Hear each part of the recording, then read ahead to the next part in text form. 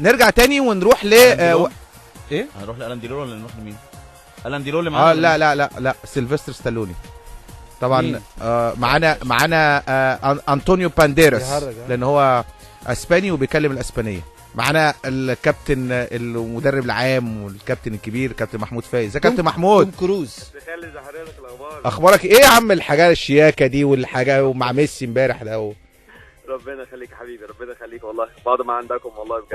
والله عايز اقول لك ان انا ذكر يعني مهيب قاعد يقول عايزين نشكر عمرو اديب وحزيم امام وسيف زاهر وبتاع. قلت له طب ومحمود يعني ما افتكركش يا كابتن مهيب؟ ما اعرفش خلاص، عشان مش موجود معانا في المنتخب فنسيني خلاص كده. للاسف. ازيك يا مهيب؟ ازيك يا استاذ احمد؟ ازيك يا كابتن محمود؟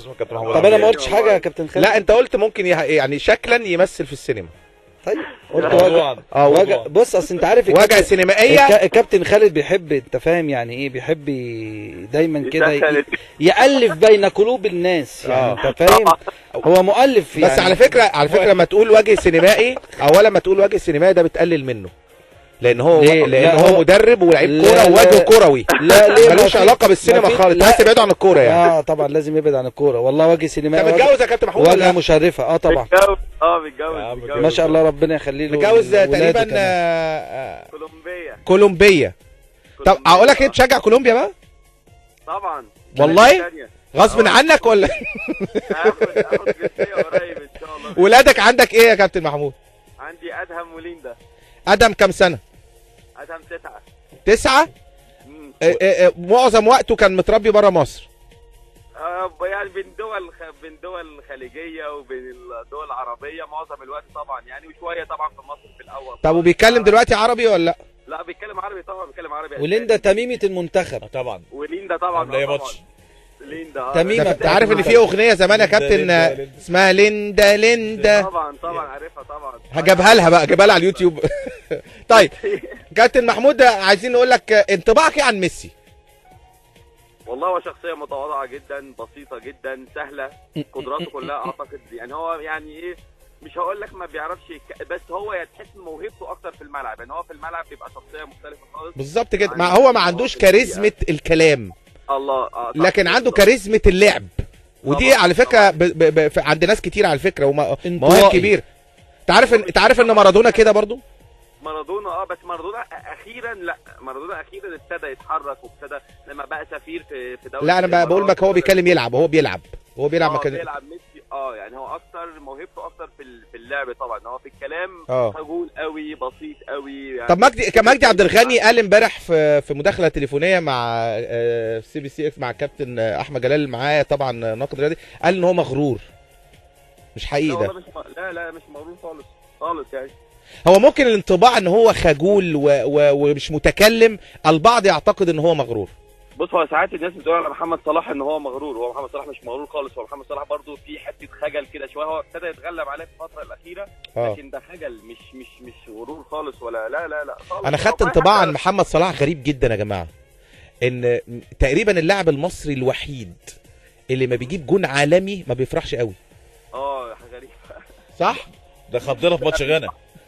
فعلا صح في ماتش غانا، وحتى في مع روما نفسها ما بيفرحش يعني ما بيظهرش الفرح بتاعه بالظبط كده. ده لسه الجون اللي جابه من يومين قدام تورينو ما فرحش برضو عادي يعني خالص. حاجه غريبه فعلا صح. احنا كان عندنا لعيب كده اسمه كابتن محمد رمضان كان بيشككنا ان في كوره جون اصلا. بقول لك يا كابتن محمود، كنت في جدال كبير جدا مع الاستاذ احمد جلال منذ دقائق على ان بيقول ان الجهاز الفني غير مقتنع بايمن حفني لاعب نادي الزمالك. لا والله ايمن حفني لعيب طبعا كويس جدا وكل حاجه، لكن هي بس النقطه الخلاف دايما على لعيبه زي ايمن زي كده. انت مستر كوبر عنده بعض المواصفات في بعض الاماكن، فاهم حضرتك الفكره؟ هو لا يا كابتن، هو بيقول مش مقتنع بامكانيات. بقول لك ايه، سيب الراجل يتكلم. اسكت بس انا بوصل له المعلومه صح والله. سيب الراجل يتكلم. هو احنا طبعا ازاي ايمن طبعا لعيب كويس جدا وجه معانا كذا مره، كنا عايزين نتفرج عليه كذا مره، لكن للاسف احنا تقريبا 5 معسكرات بالعدد او 6 معسكرات احنا بنحط اسمه وخلاص وهنجيبه، يبقى الماتش اللي قبل المعسكر بيتصاب. بص يا كابتن، قولا واحدا أيوة. واحدا يا كابتن محمود، هي دي محتاجه الوقت ده. مستر كوبر جهاز فني عنده قناعات بايمن حفني، ولكن بقى عنده قناعات ان ايمن حفني مش عايز يجي، كل ما يبقى يجي يتعور، لا لا كل ما لا يجي والله لا والله يا جماعه، بس الاتهام ده يا جماعه كبير جدا يا جماعه. يا جماعه ما نلبيش الاتهامات جزافا على اللعيبه كلها محترمين وبيحبوا بلدهم. يعني ممكن ايمن يجي؟ طبعا ممكن يجي، وليه ما يجيش؟ باسم ممكن يجي يا كابتن محمود، باسم مرسي؟ طبعا باسم ممكن يجي طبعا. طب انت متابعه ولا مش متابع ولا؟ طبعا متابعين طبعا. لا اصل هو الكلمه دي عليه يا كابتن دايما اما نساله على المنتخب قال لك والله مش متابع والله. لا لا احنا متابعينه بقى، احنا متابعين، احنا ما عندناش مشكله خالص مع اي حد، وما بتكلم بجد فعلا، احنا ما عندناش اي مشكله مع اي حد. وان كان ايمن بس الاتهامات على جدافه ان اللعيب بيتهم بالاصابه، ان هو عنده اصابه، او اللعيب مش عايز يروح منتخب بلده او حاجات يا جماعه، كلام جامد جدا على لعيب، على بني ادم حتى وطني، تمام. او بيحب بلده، او كلام تقيل يعني. احنا بس يعني انا اتمنى ان الاعلام كله ما يبقاش ياخد الكلام ده بسهوله كده، ان ايمن عايز بيهرب، او طب ما يعتزل دولي، ما هو طيب جدا يقول يا جماعه انا هعتزل دولي. طيب كابتن محمود، عايز اروح بس لمعسكر مارس، كان في كلام ان هيتلغي المعسكر، وبعد كده الجهاز الفني بقياده مستر كوبر اصر على وجود المعسكر، والطبيعي ان لازم يكون في معسكر عشان نجرب لعيبه جديده قبل شهر 6 ماتش تونس والتصفيات، وبعد كده تصفيات اوغندا والكونغو وغانا يعني وقت مهم جدا لمعرفه بعض اللاعبين اللي ممكن يكون في تفكير فيهم الفتره اللي جايه. في كلام ان كوريا الجنوبيه طلبت تلعب معانا، في كلام على توجو، في كلام على امريكا، في بوركينا. يعني بوركينا ايه الحقيقه؟ بص حضرتك، هو الموضوع ملف المباريات الوديه دي كلها مع الباشمهندس ايهاب الهيطه، هو الراجل بيجيله طبعا عروض كتير جدا. هو طبعا، بس انت اهم حاجه الجهاز الفني يوافق على الفرقه. طب اهم حاجه هو بيجيله العروض كلها، ما في عروض بتبقى شفهيه، في عروض بتبقى كلام بس، في عروض بتبقى من شركه، في عروض بتبقى من اتحاد. هو الباشمهندس ايهاب بيجيله كل العروض، وبيبدا ان هو ينسقها، يعرف جديه كل حاجه وشروط كل حاجه والانسب لينا، وبيبدا يعرضها علينا تباعا واحد ورا الثاني كده. فهو لحد دلوقتي ما فيش حاجه اكيده يعني. في اسماء، في ناس ذكرت كاميرون، في ناس في كوريا قالوا على توجو، في ناس اتكلمت لا كوريا دي بصراحه انا ما سمعتش بصراحه لسه النهارده ده النهارده في امريكا. يعني هو ممكن يكون بيجي له كلام، بس هو باشمهندس ايهاب هو راجل دقيق قوي، بيحب لما بيعرض علينا احنا كجهاز فني. انتوا عايزين تلعبوا ماتشات افريقيه ولا عالميه؟ والله احنا بالنسبه لنا الموضوع تبقى مباراه قويه يعني، عشان الناس برضو تفهم قصه احنا عندنا احنا كجهاز فني او فلسفتنا. احنا ما فيش فرق كبير دلوقتي في الكره الافريقيه، ما احنا شفنا بوركينا فاسو بتلعب مستوى عالمي، مستوى اوروبي. شفنا الكاميرون بتلعب بالتزام تكتيكي وخططي زي بروسيا دورتموند، زي فرق تكتيكيا بتلعب وبتعمل الهجمه المرتده وحافظين بعض الجمل اللي بينفذوها. فحكايه المدرسه دلوقتي، اصل دي شمال افريقيا دي غرب افريقيا، فاحنا نلعب نفس المدرسه. من وجهه نظرنا احنا ما بقاش موجود في الكوره يعني. ما بقاش موجود يعني. انت ما عندكوش اي مانع ان انت تلعب مع امريكا الجنوبيه او اسيا او افريقيا طبعا او اوروبا. بوركينا بضرب المثل تاني، بوركينا فاسو فيها لعيبه احرف من لعيبه امريكا الجنوبيه. طب ليه اتقال ان انتوا مش عايزين تلعبوها؟ نعم، ليه اتقال ان انتوا مش عايزين تلعبوا بوركينا؟ انتوا لسه ملاعبينها؟ لا خالص، احنا لسه ملاعبينها اصلا في البطوله، فاحنا منتظرين كل العروض اللي هتيجي، وهنبدا احنا نفلتر العروض ونقدر نختار الانسب لينا. لو عندنا مثلا بوركينا وعندنا منتخب ثاني اقوى وشروطه افضل وعارض مثلا معسكر او عارض حاجات ثانيه كويسه، واي نوت يعني. هو المعسكر هيبتدي من ايه لان كان في كلام ان هو هيبقى 3 ايام بس. لا كله كلام، يعني كله كلام الناس. انا سمعت كلام كتير جدا في الاعلام ان هو هيتلغي، وان هو احنا لسه بننسق مع الحاج عامر، الله يكون في عونه. من امتى بقى المعسكر النص الثاني بتاع مارس؟ هو المفروض الفيفا ديت من 20 ل 28 مارس ان شاء الله باذن الله. يعني ممكن يكون المعسكر مثلا اسبوع من كده. ممكن لسه في الفتره اللي جايه لو في معسكر حسب المباريات. والحاج عامر بقول لك، هو الحاج عامر الله يكون في عونه بيعمل بازل يا جماعه. الناس بس تفهم شغل الحاج عامر مهم جدا وحيوي جدا بالنسبه لنا. انتوا لازم يخلص الموسم في وقت، ولازم اللعيبه تاخد، احنا عايزينهم ياخدوا راحه سلبيه علشان خاطر الموسم الجديد اللي يبدا في بطوله افريقيا، في البطوله العربيه اللي داخل علينا جديد. راحه سلبيه ده مهم جدا جدا يعني. احنا سبب من اسباب بطوله افريقيا ان احنا فعلا تعبنا وعانينا منها، مش بس خلال البطوله دي، تراكم سنين فاتت اثرت علينا في بطوله افريقيا. الناس ممكن ما تكونش حاسباها بالشكل ده، لكن فعلا كده. انت لو جبت عبد الله السعيد سالته قلت له مثلا انت يا عبد الله الموسم بتاعك انتهى امتى وابتدى امتى، هيقول لك ما اعرفش. طيب كابتن محمود كل كلامك ده حقيقي وصحيح، لكن في كلام ان الحاج عامر عايز يعني يكمل الدوري. ما يقدرش يعني. انا هو الحاج عامر مش عايز مزاجه. الحاج عامر يكمل الدوري عشان خاطر يضغط الدوري ويخلص، ويبقى يدي فرصة للبطولة العربية، ويدي فرصة لبداية الموسم الدوري في الموسم القادم، ان انت تخش مباراة اوغندا يكون الدوري شغال وتلعب فيه مباراة او مباراتين او 3 مباريات. بس حضرتك هو الحاج عامر بصراحه متعاون جدا معانا، هو ما فيش حاجه من الكلام ده ان هو بيصر والكلام ده، لا خالص. مفيش حاجة من دي متعاون طبعا. جدا معانا، وبناخد وبندي مع بعض ونحط افكار. طب ممكن مثلا مباراه تتلعب يوم 21، طب ممكن 20، طب ممكن 19، طب الاهلي ناجله، طب يعني احنا لسه في مرحله النقاش، وهو الراجل في الاخر اللي بيحط الجدول وبيعرضه علينا، واحنا بنقول او لا. هو انا يعني مع بس احترامي طبعا ايوه بالظبط كده، انتوا اللي بتقول او لا. يعني الحاج عامر طبعا. حسين ما عندوش القرار انه يجبر اتحاد كوره او يجبر ان المعسكر هيتلغي، لا هو بياخد يعني يعني بياخد مش عايز اوردر او حاجه، لا بياخد ده في معسكر في فدات، فلازم نعمل ده، فنحاول نشوف حل في الدوري وتاجيل الماتشات في الوقت ده بس. طبعا هو الراجل فعلا متعاون جدا، يعني هو بس الناس واخده الفكره بالظبط كده. لا الراجل متعاون جدا وفليكسبل معانا، وبيحط لنا تواريخ وبيرجع بيلعب معانا بالتواريخ. طب انا ناجل ده، ناخر ده، نعمل ده، لان هو في كمان مباراه تونس. يعني كويس ان كنتوا فاكرين ان في مباراه تونس. في ناس كتير جدا في الاعلام امبارح في المقابله بيسالوني على اوغندا. لا تونس شهر 6 في النص الثاني من 6 في استاد رادس. طبعا يعني مباراه صعبه جدا جدا بقوه منتخب تونس. انت كمان هتقعد سنه كامله، يا انت راكب المجموعه، يا لا قدر الله خسران يبقى انت ثاني.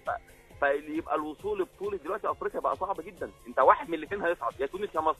لا ممكن الاثنين يا كابتن، ممكن الاثنين. لا بس خلينا ممكن الاثنين لو احسن تواني.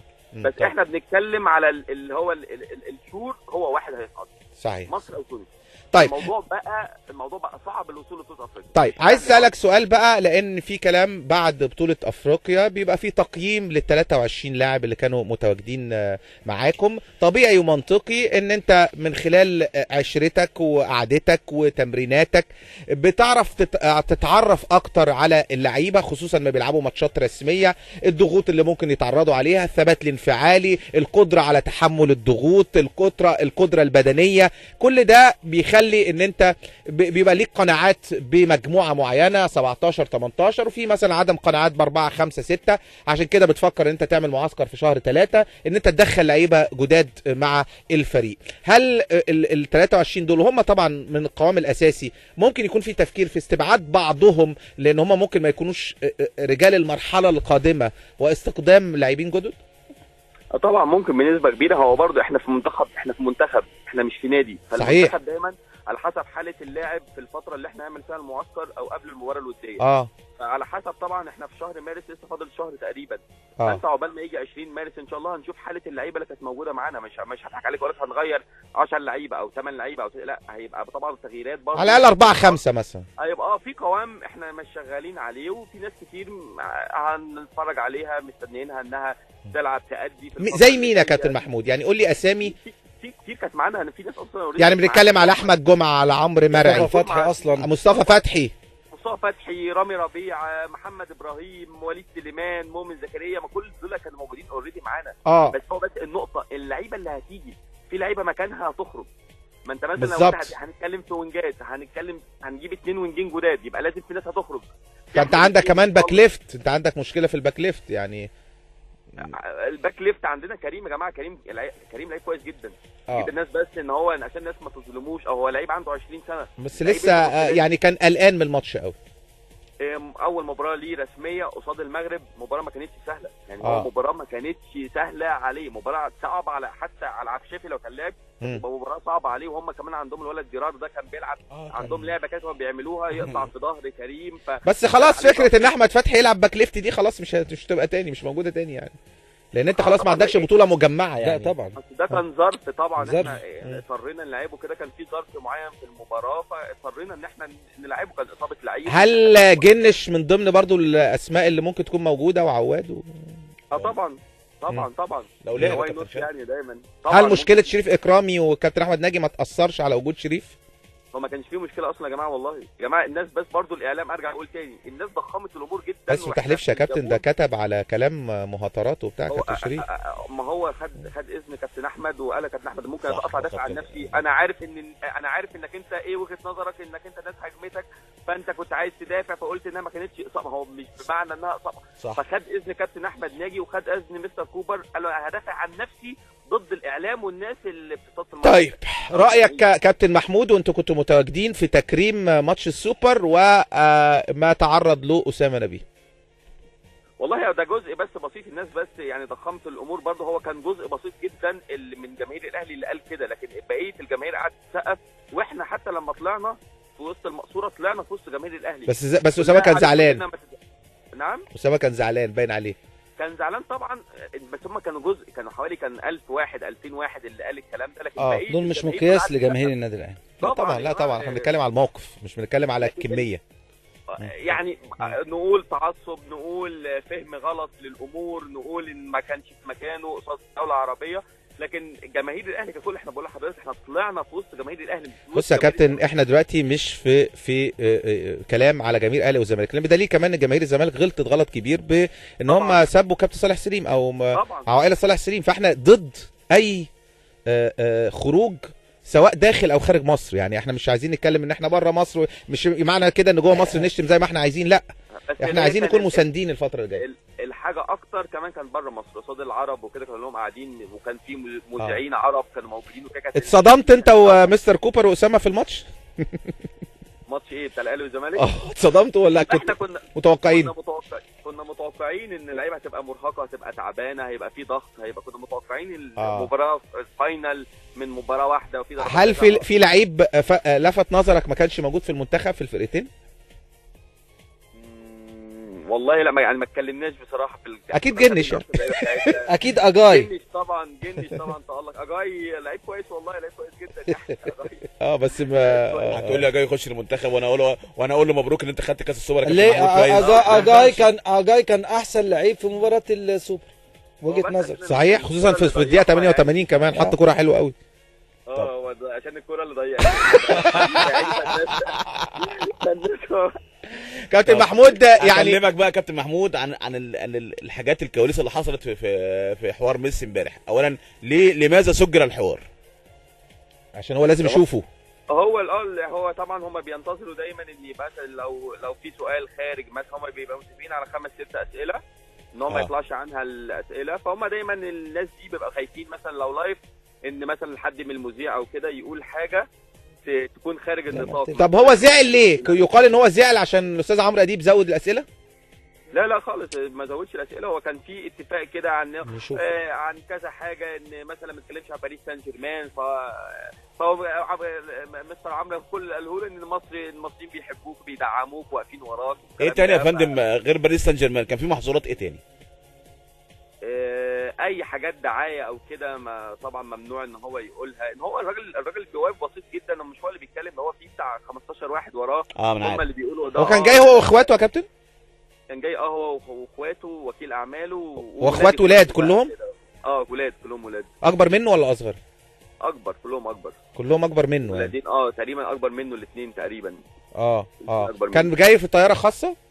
كان جاي بطياره خاصه بتاعت تقريبا بتاعت النادي بقى، مش عارف، هو كان جاي طياره خاصه. وجي وبعد سلفها معاه فلوس يجيب طياره. سلفها الطياره دي مستلفها. سلفها. كابتن محمود، اتقال ان انت لطفت الاجواء امبارح لان هو كان متنرفز جدا من طول الاسئله، وانها تجاوزت الديوريشن او الوقت المحدد ليها، وكان ليك دور ان انت تلطف الاجواء معاه. لا والله خالص، الناس يعني هو كان بنسبه كبيره جدا هو كان ساكت، هو ما كانش بيقول حاجه. احنا بس قعدنا نتكلم قبل المقابله وبعد المقابله اتكلمنا دقيقه او دقيقتين، هم كل حاجه محسوبه بالدقيقه، فما كانتش تلطيف. احنا كنا اتكلمنا عادي، طول مستر كوبر بيسلم عليك فهو رد عليا، فتعرف مين من لاعبتنا، فكان كلام كان حوار. قال لك مين يعرف مين بقى من لاعبتنا؟ صلاح يعرف النني، قالوا بالاسم يعني. اللي هم محترفين في الدوري الانجليزي يعني. صلاح والنني عارف الاثنين، وعارف النني دول جاب فيكوا جول حلو، فقعد يضحك بقى. مش عارف الحضري طبعا. لا والله ما سالتوش يعني. كان ممكن عارفه بجد والله، ان الحضري فعلا كان سمع في العالم كله. هو مش الحضري فعلا، في ناس في امريكا الجنوبيه بيكلموني لعيبه ومدربين بيسالوني على الحضري، بيقولوا انت عندكم بجد حارس مرمى عنده 44 سنه؟ هو لحد دلوقتي بيسالوا مستر كوبر بيقولوا له انت عندك حارس مرمى عنده 44 سنه وقف طول البطوله لحد المباراه النهائيه. الناس مش مصدقين لحد النهارده بيسالوا مستر كوبر في اسبانيا على الحارس المرمى اللي عنده 44 سنه. تمام.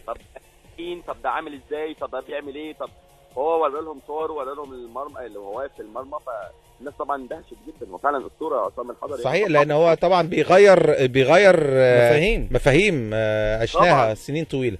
كابتن محمود بشكرك. انا هجيتا بيقول لي انا افكر ارجع العب، يعني هجيتا عنده 44 سنه فبيقول لي انا كده هتخليني افكر ارجع. لا هجيتا مش 44، لا هجيتا اكبر بكتير، 46 45 46. لا هجيتا لا يا عمي في ايه، هجيتا عنده حاجه و50 سنه ولا اكتر من حاجه و50. يا كابتن لا يا كابتن انا كنت شغال معاه من 3 سنين كان عنده 44 هو 46 47.